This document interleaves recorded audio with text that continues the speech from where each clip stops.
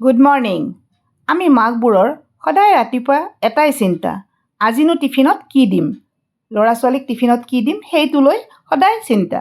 গতিকে আজি মই কি কৰিলোঁ জানেনে, কেইটামান প্ৰসাদ আছিলে ফ্ৰিজত, আৰু সেই প্ৰসাদকেইটা উলিয়াই ভালদৰে ধুই ল'লোঁ আৰু তাৰ লগত আদা নহৰু জলকীয়া পিঁয়াজ আৰু মান ধনিয়া দি মিক্সি জাৰ এটাত দি ল'লোঁ।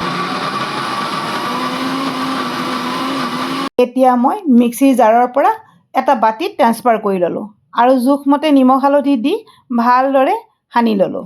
বহুতেই কোৱা শুনিছোঁ প্ৰসাদত পিঁয়াজ নহৰু এইবোৰ দিবলৈ নাপায় বুলি কয়।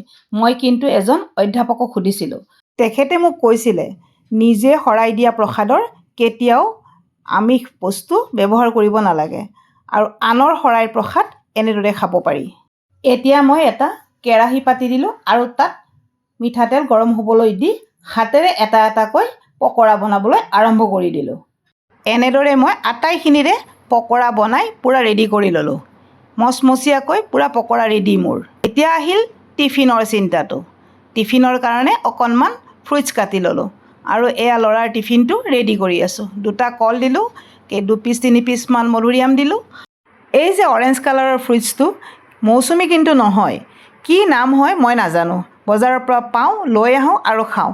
আপোনালোকে যদি নামটো জানে জনাবচোন প্লিজ। এলুমিনিয়াম ফইলত কেইটামান পকৰাও পেক কৰি তাৰ টিফিনতে সোমাই দিলোঁ আৰু এতিয়া এপেকেট চচ দি ধুনীয়াকৈ টিফিনটো পেক কৰি দিলোঁ। অৱশ্যে ল'ৰাই দুপৰীয়া ভালদৰে ভাত খাই যায়, গতিকে তাক হেভি টিফিন নালাগে। এই যে টিফিনটো পেক কৰি আছোঁ, এইটো কিন্তু মোৰ ফ্ৰুইটছৰ টিফিন। লাঞ্চৰ আগত এনেদৰে ফ্ৰুইটছ খোৱাটো মোৰ কিন্তু হেবিট হৈ গৈছে। আৰু এটা টিফিন বাতি লৈ তাত ময়ো কেইটামান পকৰা লৈ ল'লোঁ। অৱশ্যে এয়া আমি অফিচত চাহেৰে খাম।